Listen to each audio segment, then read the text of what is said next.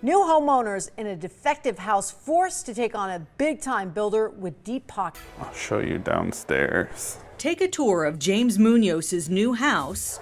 The doors don't stay open. And you might find more wrong than right. And then this is the infamous area where the pipe is. It was supposed to be a dream home, built brand new. This didn't get fixed either. No.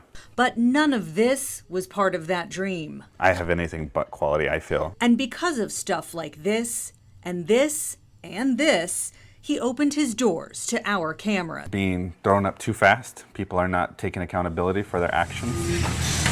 They've lost track of building quality products for families, and that they have just thrown things together to move on to the next project. We have wood that's been chipped or broken. Big holes, cracked beams, things he says were not fixed because the builder told him they weren't structural issues. Bill Loden reviewed James's photographs and said those types of things should be replaced. James says negligence during construction was evident in other areas as well.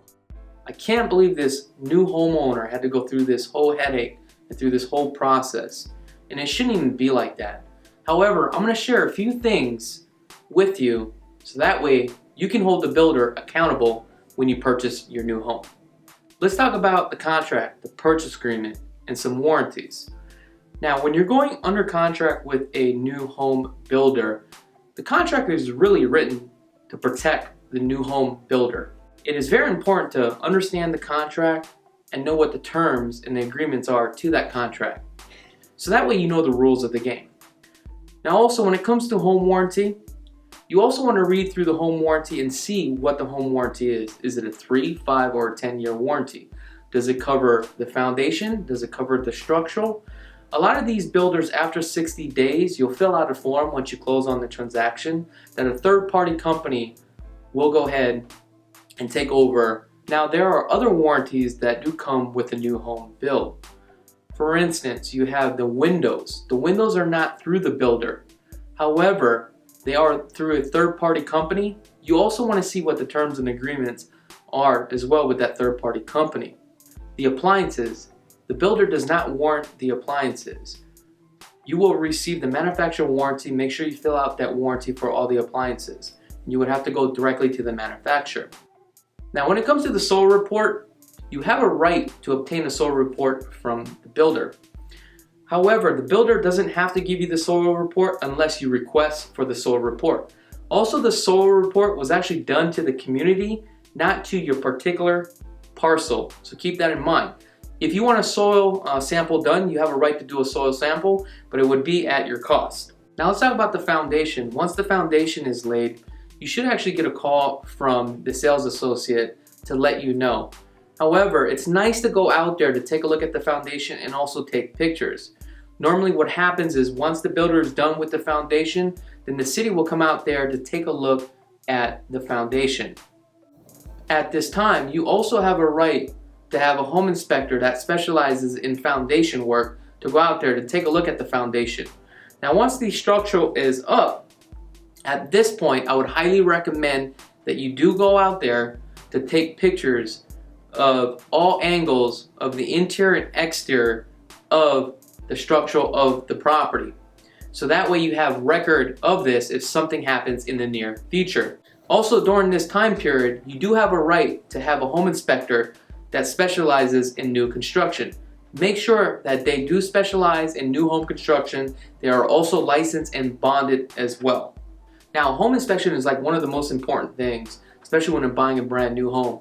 Believe it or not, when you buy a brand new home, you're going to have a lot of problems with the home. Also, you don't specialize in new construction. I don't specialize in new construction. That's why it's highly recommended that you hire somebody that specializes in new construction. Once the home inspector is out there, they're going to be checking, the foundation, the structure, inside the attic, the AC, the plumbing. Now let's talk about your orientation. Now, your orientation is a process where you're going to meet one of the representatives at your property, and they're going to walk you through the property and show you all the functions of your home and all the mechanics of your home. And this is where you're going to have every opportunity to walk through the home with that sales rep to point out all items that you think that needs to be fixed or you're not happy with. Now keep in mind, this process takes you about anywhere from 2 hours to 3 hours, depending how nitpicky you're gonna be. Now, it's always best to have a second set of eyes to help you walk you through the property. And don't let that sales rep rush you through the home. You wanna pick everything out, because once you sign off on that form, at that point, there's no going back. Now let's talk about home insurance policy. What I would highly recommend that you do is contact your home insurance policy before you close on this deal. You want to make sure you have the best home insurance policy. It's always better to have extra coverage than no coverage. So now, what happens if you took all the steps and went through the whole process and you find out there's still something wrong with your home? Go through the warranty first. Now, if you're having a problem, then at that point, you may want to seek out a real estate attorney. Now, one thing I don't want you to do is settle with the builder. The reason why you don't want to settle with the builder is because you don't want to get $100,000 to fix the problem, but then you don't fix the problem.